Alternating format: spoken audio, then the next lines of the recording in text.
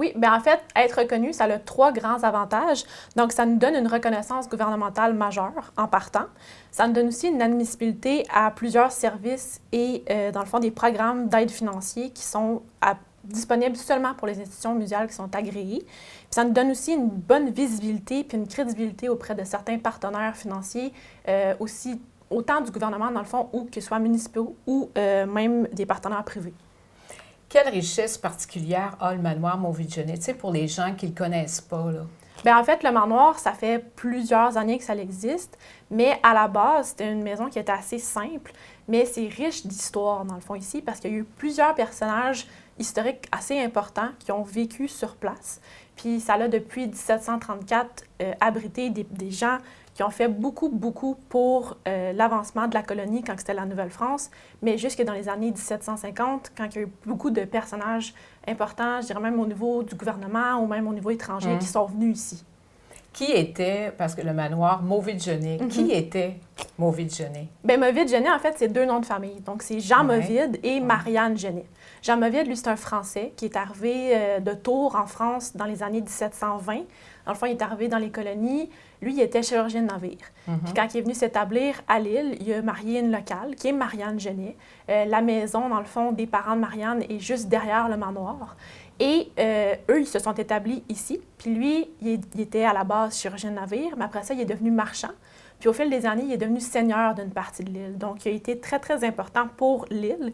Il a aidé à son développement, puis il a aidé aussi au développement de la colonie. Donc, eux, ensemble, c'était pas juste Jean Mauvide. Marianne aussi, elle a travaillé fort parce que quand son mari partait, c'est elle qui gérait la place. Donc, les 2 ensemble ont vraiment formé une bonne équipe, puis ont participé, c'est ça, au développement de ce qu'est le manoir, puis de ce qu'est l'île aussi.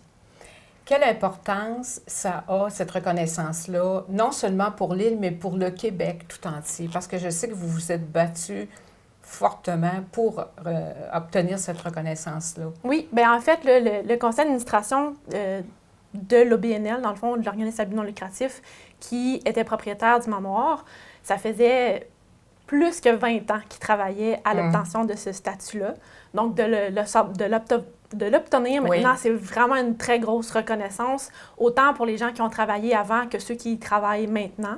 Puis dans le fond, pour nous, ça nous confirme, ça nous conforte aussi dans le rôle qu'on a, qui est d'éduquer les gens sur le rôle qu'a eu le manoir, puis son importance à l'époque de la Nouvelle-France et du régime seigneurial français, dans le fond.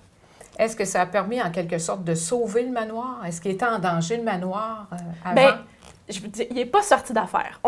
C'est pas parce qu'on est maintenant agréé qu'on est sorti d'affaires, mais ça va nous aider dans la bonne direction. Ça nous donne accès à des programmes qu'on n'avait pas accès avant, à de l'aide qu'on n'avait pas accès. Parce que maintenant qu'on est reconnu, ça veut dire que ce qu'on fait, on est crédible dans ce qu'on fait. Donc, les gens vont être, les partenaires, les gens vont vouloir participer avec nous. Donc, non, on n'est pas totalement tiré d'affaires, mais c'est un très gros pas qu'on vient de faire en ce moment. Oui, c'est ça, un très gros pas à l'avant, il faut le préciser. Exactement. En 1993, le gouvernement du Canada il a classé le manoir comme bien patrimonial. Oui. Donc, vous allez fêter cette année votre 30e anniversaire. Oui, de lieu historique national. De lieu historique national. Oui. Est-ce que vous pensez organiser quelque chose de spécial? Oui, c'est sûr qu'on va faire une petite activité spéciale. Ouais. Dans le fond, tout au long de l'année, j'ai quelques activités qui sont en lien avec ça, mais cet été, on va faire un petit quelque chose de plus là, pour les membres du manoir, mais aussi tous les habitants de Saint-Jean puis ceux de Québec aussi vont être invités à venir nous voir. Mais c'est une surprise, tu ne peux pas en révéler plus. Je ne vais pas tout révéler tout de suite. On va se garder un petit peu de surprise pour plus tard. Quand est-ce qu'on va pouvoir le savoir environ? Bien, en fait, la programmation est presque finie, mais ça va plus être, je dirais, vers le début de l'été qu'on va avoir un petit peu plus de détails. Puis dans la programmation cet été, ça fait partie de la programmation. Y a-t-il autre chose que vous souhaitez offrir aux touristes et visiteurs? Oui, bien c'est sûr qu'en plus de nos visites guidées, on a quelques activités. Ouais. On va avoir des conférences, entre autres, mais on a la Société d'histoire In Memoriam qui venait au manoir jusque dans les débuts des années 2010.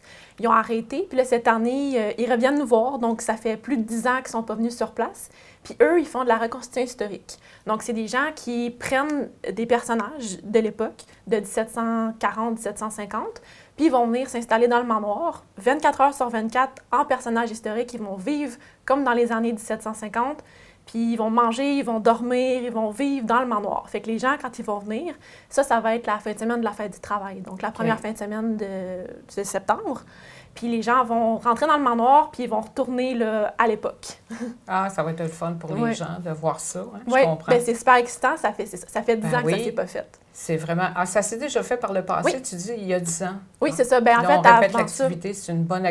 j'imagine que les gens ils ont des bons souvenirs de cette activité-là aussi. Oui, bien, c'est la société, les membres de cette société-là avaient arrêté un peu de se rassembler. Oui, c'est ça de faire, à cause de la pandémie. Puis j'ai envoyé un petit courriel, un petit espoir, puis ils ont accepté. Fait que je suis vraiment contente. Bien, félicitations. Bien, en terminant, je vous félicite pour l'obtention de cette accréditation-là, puis je vous souhaite un bon succès cet été. Merci beaucoup, Sarah. Merci.